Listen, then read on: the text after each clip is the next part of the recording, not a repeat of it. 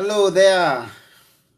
Hey, how are you doing? I hope you're doing fine. All those people who are my friends, those who watch my ASM live show. I'm here yet again, live with another episode, and I have a guest for you today.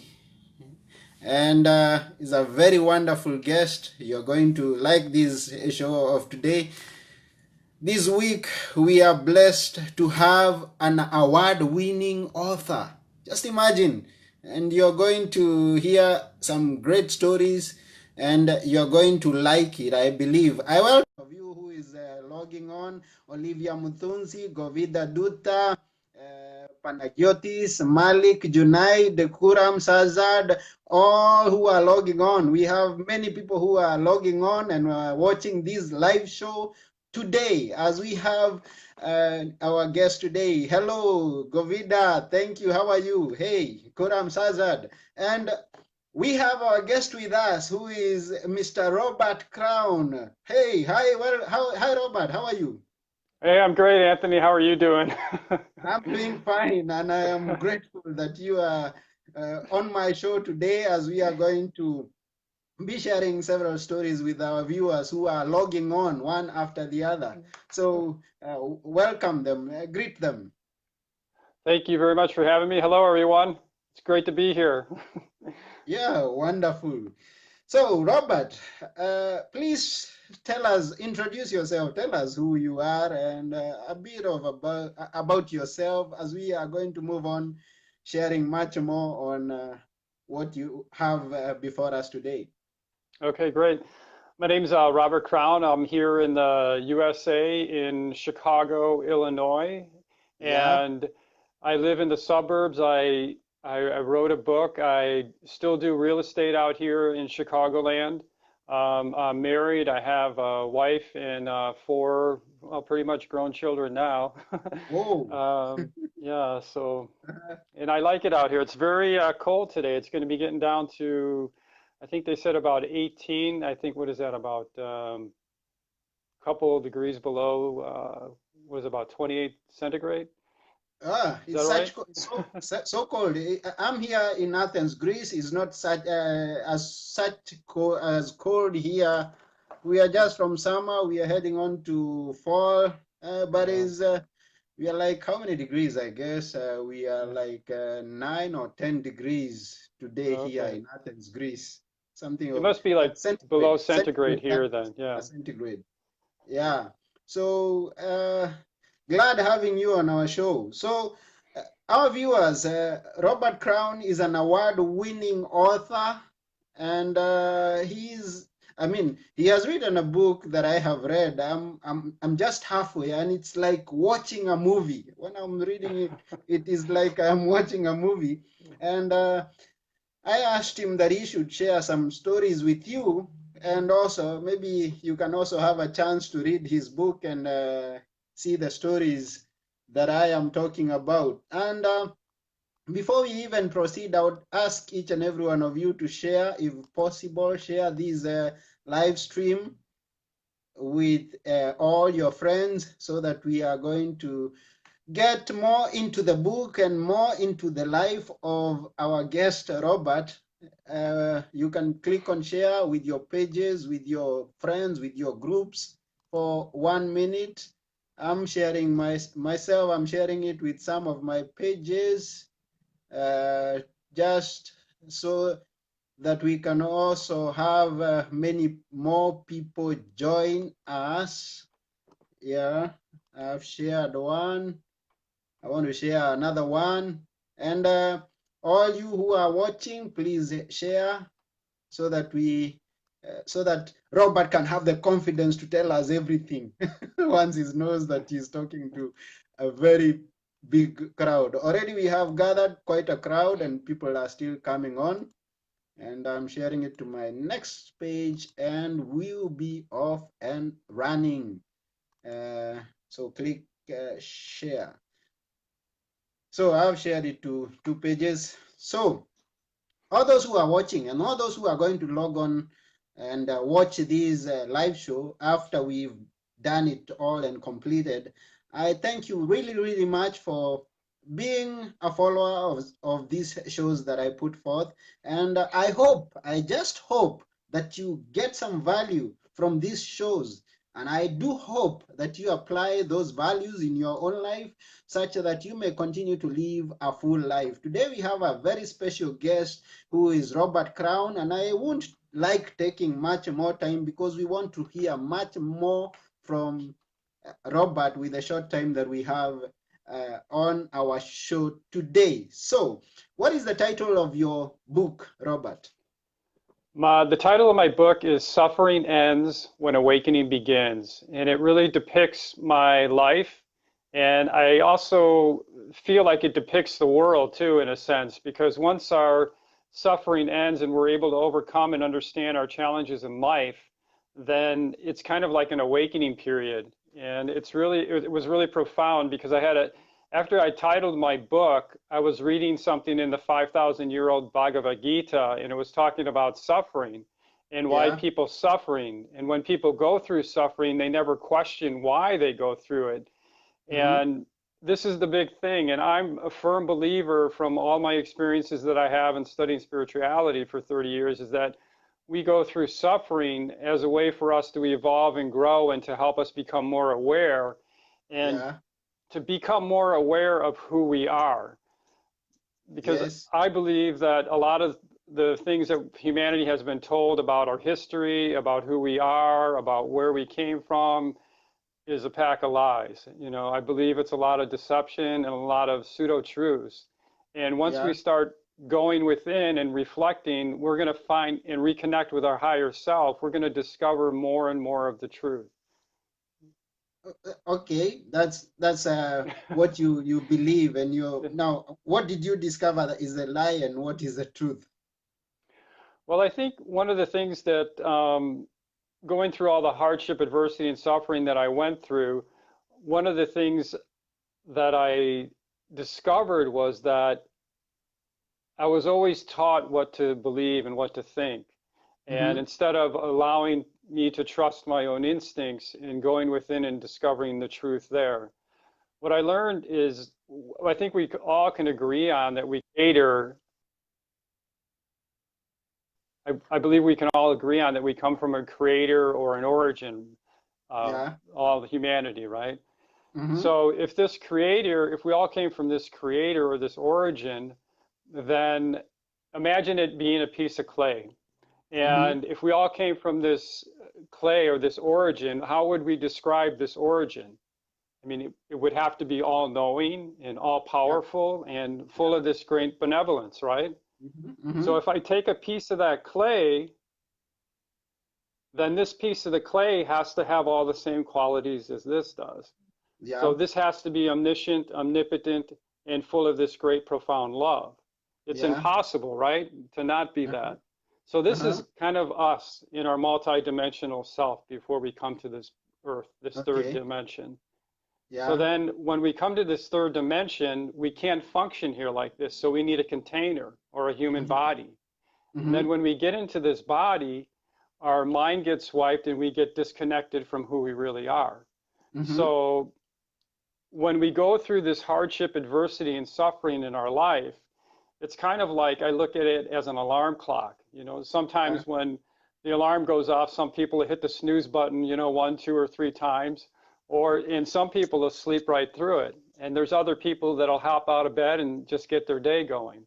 So Mm-hmm. I believe that this hardship, adversity, and suffering is kind of like a wake-up call for us to Yeah. become more aware about who we really are and to reconnect with this power within, this omniscience, this omnipotence, this divinity within, and remove the veils that I once wore of like ignorance and delusion of this 3D reality. Okay, yeah, that's wonderful. That's a great perspective. Now, in your book about now, for those who have just come in, his book is "Suffering Ends When Awakening Begins." That is the title of the book that Robert Crown has written. Now, in your book, as I was reading, it tells of this premeditated murder by your own mother. Can you please tell us briefly about that? Yes. Well, I grew up in a dysfunctional family, and my parents used to fight and argue. My mother got married at a young age and started Mhm, having children at 17 years old. Um, so one day, I was 11 years old. It was in April 1973. I know that's hard mhm, to believe, but um, yeah, we got up for school like any other day, and my mom told us that day that we're not going to school. And we're like, woohoo, no school, right? yeah. She said, we're going to go to a show instead. So Mhm, she said, I'm going to go out and get gas for the car, and as soon as I get home, we're going to leave. Well, my mom got home. She backed the car in the garage, closed the overhead door, and then we lived in a split level home. So the basement, you have to go down a few steps in. So she mhm, came down the stairs from the garage through the basement and then up the stairs to the kitchen. Then mhm, she asked us if we wanted any ice cream. And yeah, we said, yeah, ice cream. So we got our ice cream. And when I was up there getting mine, I said, Mommy, what are these little crushed up white things in my ice cream mhm, with an S on them? That one of them had an S on it. And she said, Oh, that S, that just means you're special. mhm. So, being a good kid, I didn't give it a second thought. I just took my ice cream and went downstairs.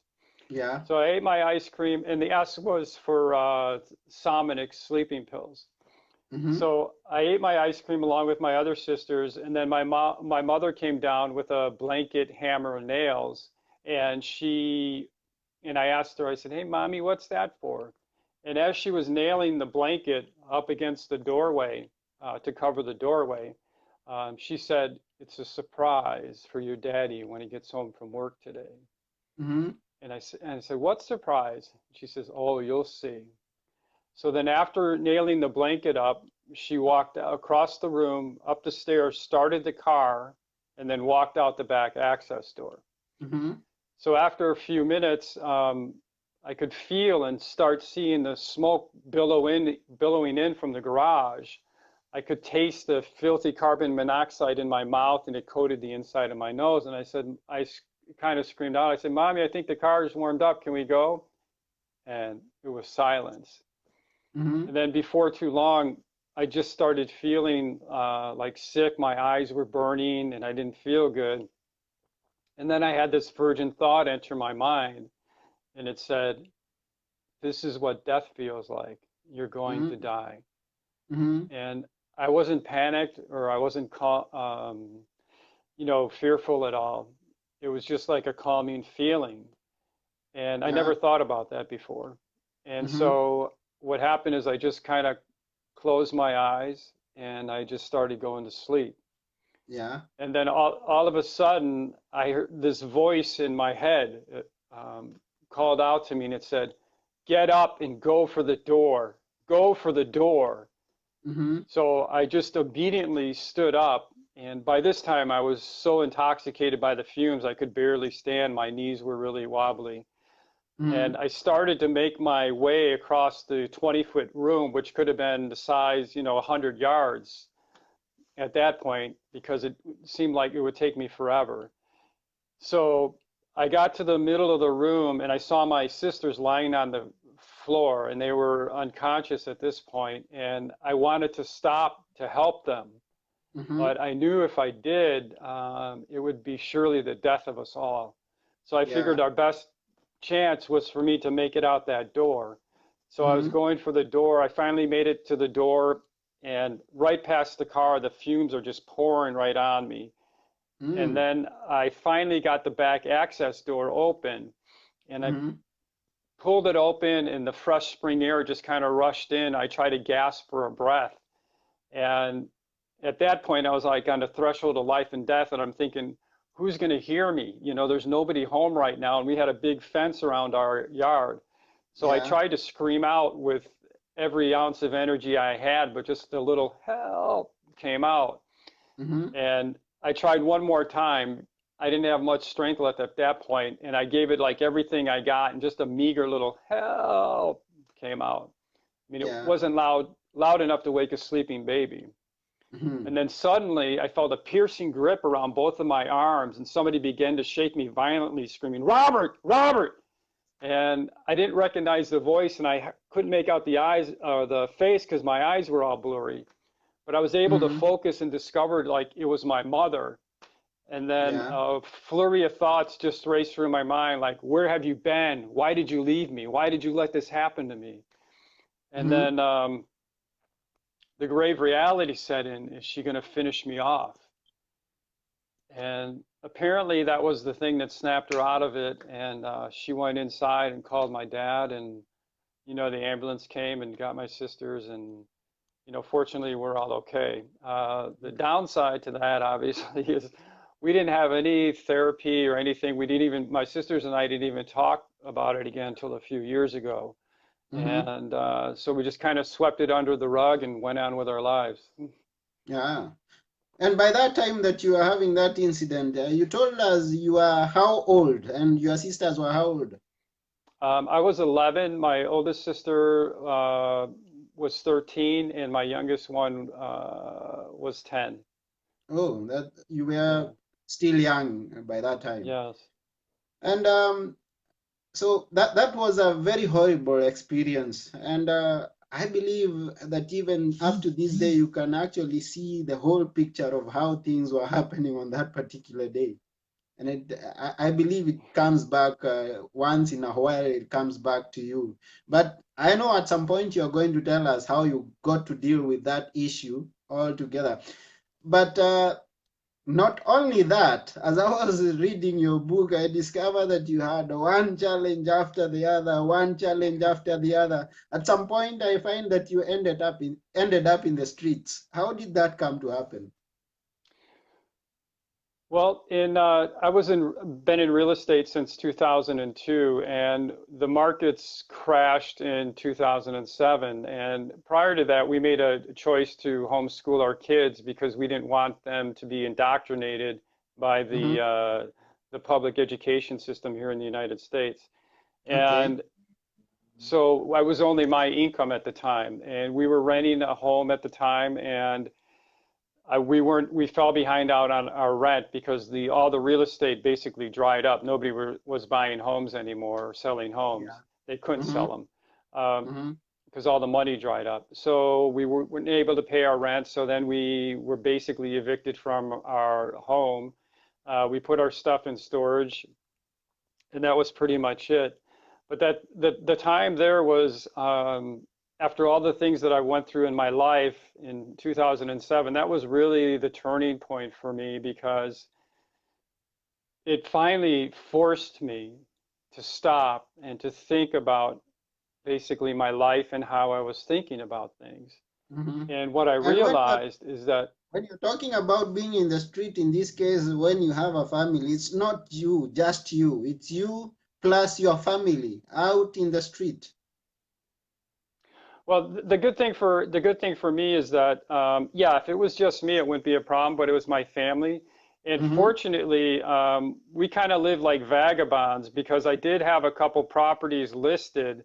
Yeah. So we would like move into those properties, kind of live in there, right? Okay. Then we moved into like an old beat up house that, had holes in the walls. And then we moved into another house that had like a big mice problem. And so at least in some cases we had the roof over our head, but it was a Mm-hmm. very, and I think when it comes down to it, I think to some extent it was a good experience for my children as well, Yeah. just so that they can appreciate more about what they have. Mm-hmm. And it was a good experience for all of us because we've got to learn to evolve and grow. We've been on the other side and we know what it's like. Mm-hmm. And the suffering that we go through, that I went through anyway, I believe it's for me to evolve and to grow and to really reconnect with myself. And it was that being homeless, that's what it Yeah. took for me to Mm-hmm. really start delving more deep into how I was thinking. Oh, okay. So we've actually had like a big timeline that has been skipped there, but this is for the purpose of the video Yeah. to buy the book and hear. I mean, he talked about, Robert tells us about his childhood and how they were almost killed by the mother when they were quite young, uh, about to just beginning to be teenagers, just going into teenage, and he survived anyway. And in between the time that he is a child and was almost killed to the time that he had a family with kids and was homeless, issues after issues, challenges after challenges faced Robert. Those are in the book, and you're gonna find them there once you get to read the book.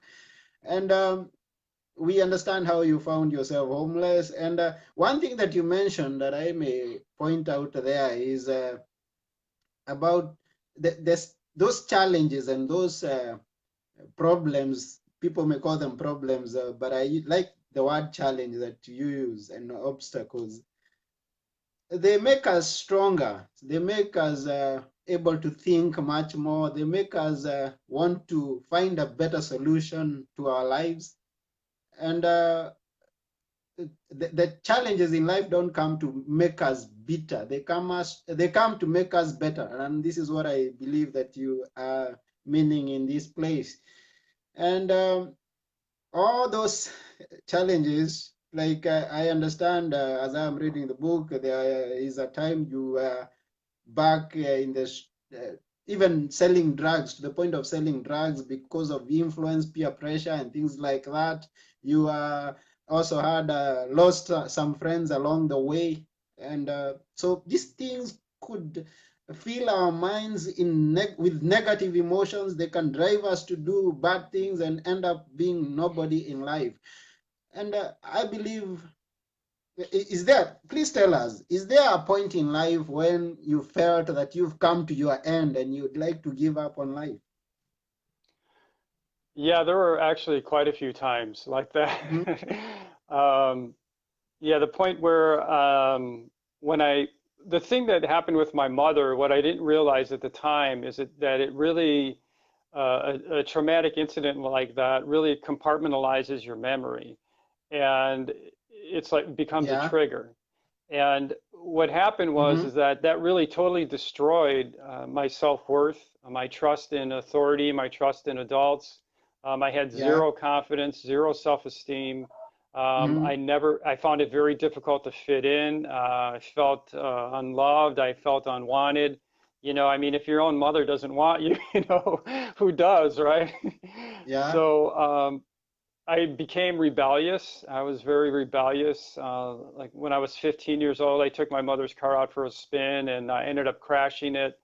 And then from Chicago to all the way down in Florida, which is about 1,200 miles, Yeah. probably about, I don't know how many kilometers that is, about 1,500 maybe. But I just Mm-hmm. hitchhiked, down to Florida trying bumming rides. I stayed down there. I lived on the streets for 3 months. That's when I got involved in the drugs. That's when I was sexually abused a number of times. Ah. After that, like you said, at 19 years old, a few years later, I fell in love. I dated this girl for 10 months, and we were in a car accident, her, my best friend, and then somebody else, which was okay. But she was killed, and my best friend were killed. So that was another Mm-hmm. time when that really affected me a lot because it took me a long time to recover, and I was at a point where I had I just got my prescription for the painkillers, and I was dumped the whole bottle out of my hand, and I was going to end my life that Mm-hmm. time. Mm-hmm. And I was thinking about the incident of what had happened, and what I realized through that incident, it was a very, I don't know if you got to that point in the book, but it was a very mysterious and mystical situation with her. And she actually saved my life that night by Yeah. sitting where I was, and I explained that thoroughly in the book. So while I was contemplating on that, and I said, well, if I take these painkillers and die, then she basically sacrificed her life, for me for nothing. I mean, she would have Mm-hmm. died in vain. Mm-hmm. So I decided not to kill myself and try to understand more deeply and figure out why she did that. And it Yeah. took me a long time. And back in 2011, another time, I thought my wife was having an affair. And Mm-hmm. it was basically related to the trust issues that I had that were caused by the incident with my mother. So everything Mm-hmm. kind of got blown out of proportion. But what happened is that I didn't really, that was it for me. Like all the hardship, adversity, and suffering I went through in my life, I couldn't take it anymore. So like Mm-hmm. after all, like how much can one man take, right? You can only Yeah. get beat down so much, but when you think you've gone so low, trust Mm-hmm. me, you can go lower, okay? Yeah. Because the There's always a floor will goal. fall out on you and you can always go lower, you know? Uh-huh. So I decided, she said we should go to, I asked her to go to counseling, and then I decided to go. I Okay. gave up on my business, I gave up on my family, I just kind of said, forget everything. But I Mm-hmm. decided to go, and I talked to the counselor. She said, well, you seem a little bit angry. And so we talked one-on-one, and I spilled out my whole life story in 1 hour. And I asked her, I said, I was curious. I said, have you heard of anybody going through as much as I have? And she Mm-hmm. says, Robert, I've counseled dysfunctional families, I've counseled gang members, I've counseled people in prison and addicts. I've been doing this for 25 years and I haven't heard of anybody going through as much as you have. And then Yeah. jokingly, I said, I should write a book. So if people know what I went through, they can Yeah. feel a lot better about their own lives. Mm-hmm. And as soon as I said that, as soon as I said that, this Mm-hmm. life ignited in my belly again, and it was kind of like Yeah. the breath of life um, coming back into me. It's like if you're laying on the emergency table and you got a red line, it's beep, straight line, and they take the paddles and hit you, Uh-huh. clear, and then you come back to life again. That's kind of Uh-huh. what it was like. I was brought back to life.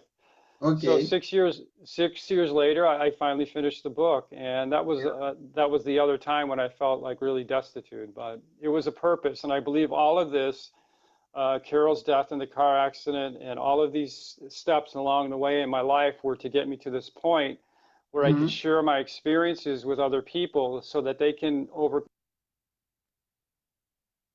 Yes.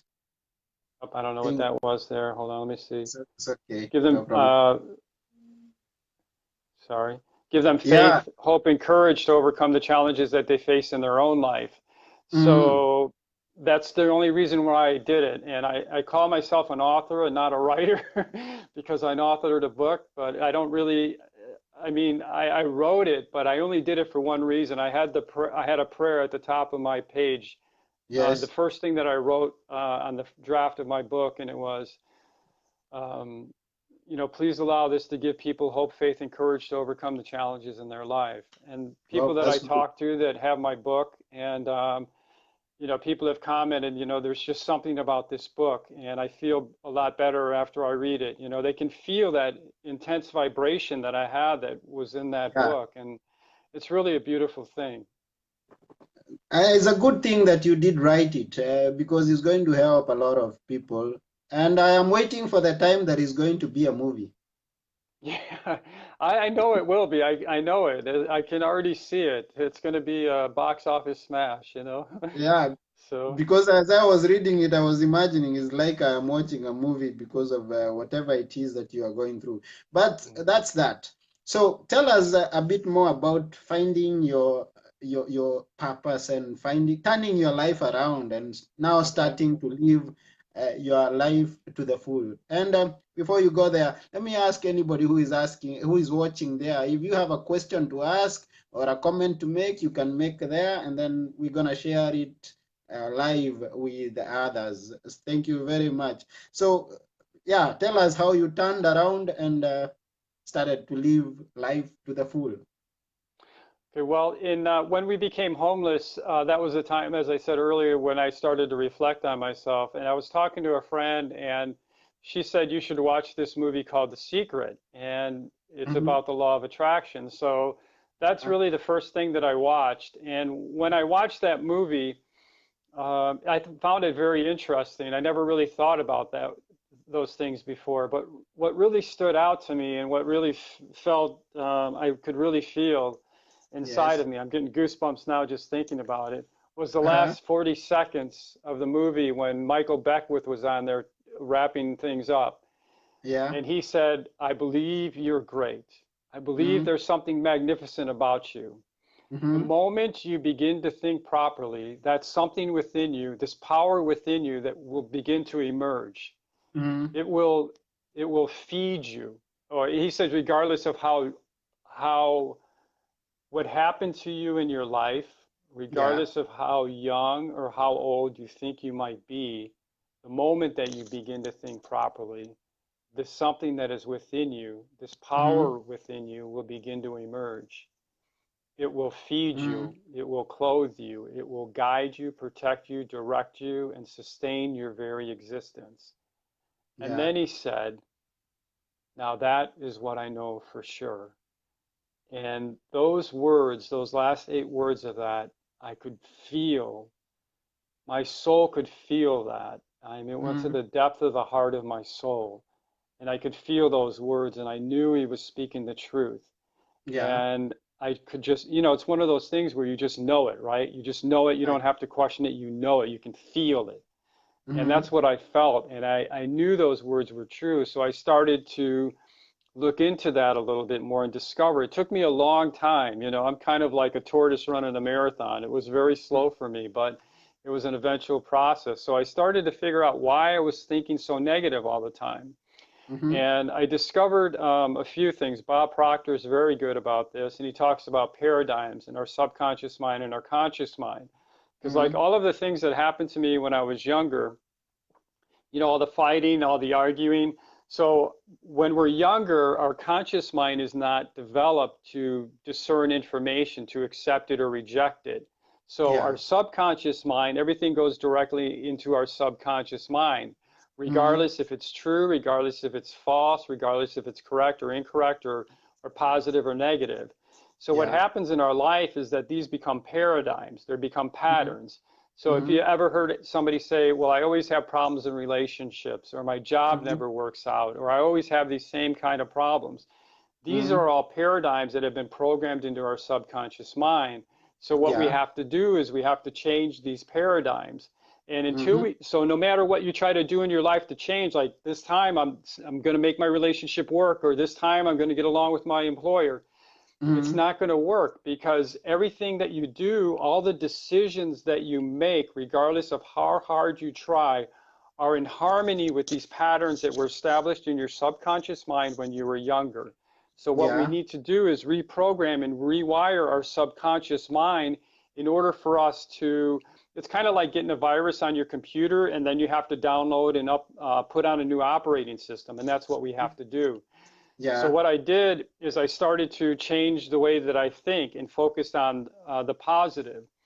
So the Mm-hmm. National Science Foundation came out with a study back in 2005, and they said that we have between 12 and 60,000 thoughts a day. Mm-hmm. Now, 80% of those thoughts are negative thoughts. Yeah. 95% of those thoughts are from the day before. So if Mm-hmm. we're thinking the same negative thoughts from the previous day on this day, how are we going Mm-hmm. to change if we're doing the same thing over and over again? I mean, that's the definition of insanity, right? We're trying to Yeah. change and expecting a different result, but we're doing the same thing. The same thing every single So, day. Yeah. yeah. So Mm-hmm. there's a great research out there by Dr. Masaru Emoto, Emoto. It's called Messages from Water. He did Okay. work with water crystals, with our thoughts, vibrations, and words. He did it with photography and music. And what Mm-hmm. he did is that he would put like pictures or words or the vibration of something next to water crystals, and then he would put it under a microscope. So, Yeah. like for example, before a prayer, you could see the water; it was all disgusting and ugly looking, didn't have any formation. Then after a prayer, it turned out to be this beautiful work of art, right? Mm-hmm. Mm-hmm. Oh no, I'm getting a low battery thing here.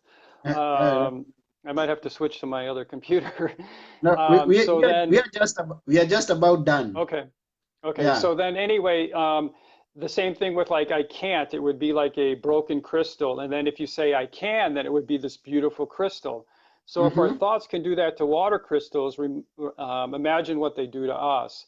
So I Yeah. basically started to just overwrite these paradigms and start thinking more positively and harness my thoughts like a horse, right? And grab the reins and direct them in a way that I wanted to go and not in a way Mm-hmm. that my default thinking was going to take me to go. Yeah. So yeah, thank you very much for sharing that insight. So it's just a matter of rewiring our thoughts and and our mind, and we start to think in a different way, maybe speak in a different way, and our life is going to change. And I believe that's what you did. And now, just as we are just about Absolutely. to finish, apart from your book, which other books really helped you to to shape, to come back to yourself and live life to the full? I think well, Bob Proctor, a lot of his stuff that I watched, even the videos that I watched, really helped me understand more about the subconscious mind in my mind. But one of the books that really stand out to me is The Power of the Subconscious Mind by Joseph Murphy. Yeah. And it talks about this power that we have within us and that it's Mm-hmm. always been within us, never without us. And Mm-hmm. that book, I think it really helped me a lot. Some of Joe Dispenza's books helped me as well, Breaking the Habit of Being Bad. Yeah. There's so many good ones out there. Yeah, so this is to the viewers. Thank you very much, Robert Crown. And to the viewers, it doesn't matter whatever challenge or whatever problem you're going through, you can always come out of it. And you come out of it if you're going to reprogram your mind, if you're going to feed your mind and adjust to those paradigms that have been built upon when you are young. Those things, those beliefs, those ideas that were implanted in you when you are young that you are not able to do, that you cannot become something, that you cannot achieve something, and change that perspective. And you can change it by reading. You can change it by listening to positive ideas from positive people like Robert here, and yes, go and live your life to the full. Read those suggestions that Robert has given us. And as you're reading them, please don't forget to read Robert's book, which is Suffering Ends When Awakening Begins. So let your awakening begin. Realize whom you are. You were created special. And someone always reminds me that nobody has the same fingerprints like I do. So, same as you. And all you have to do is to check and hear those people who are living right like Robert, from negative to positive, and yes, change your life to the better. And at that point, I'd like Robert to give us the parting shot. Well, I just want people to know, no matter what they go through in their life, whether it's traumatic or untraumatic, it's all relative. We have Mm-hmm. the power to overcome everything in our life. So whatever Yeah, we're going through in our life, it's for us to evolve and grow. So yeah. don't be depressed about it. Don't be a victim. Don't have the victim mentality, because your vibration is very important on how you hold it. If you're being negative and holding it all, poor me, well, you're going to get more stuff that's in line with poor me, poor me. If you Yeah. raise your vibration up to this way and try to be happy and joyful, then the things that you're going to attract in your life will be happy and joyful. This is a law of the universe. This isn't something I'm making up. So try Mm-hmm. to elevate your vibration higher. And you can do that by, whatever makes you happy. Go to a happy place. Think of a moment in time or a place that makes you happy. But no matter what you go through in your life, you're important. Believe in yourself that you can Yeah. overcome everything. The power is within you to overcome anything. I think by me being able to overcome things in my life, if I can do it, anybody can. So just believe in yourself and know that the power is within you to do it. Wow. Thank you really, really very, very much, Robert, for that message to all our viewers. And just as we are going, please let us know how they can find your book and they order it so that they can have they can have a picture. They can know the story before the movies come out. They can go to, it's on Amazon. You can get it through Amazon, or you can go to my website, Robert J. Crown. That's Robert J, the initial J, crown.com. Yeah. So you're going to post that link to your website down this Uh, video so that they can find you there. okay, thank you. Okay, so thank you very much, all our viewers. And Robert, thank you very, very much for sharing part of your stories. And for the wonderful book that you have written. And I wish you all success in everything. I wish you great happiness in your family, for your children, your wife, and all that are in contact with you. And hope to catch up with you sometime soon. All the best. Thank you, Anthony. I wish you health, harmony, and prosperity as well. Thank you. And all the viewers also, we wish you all Thank the you. best. Bye for Thank now. you. Okay, bye. Bye.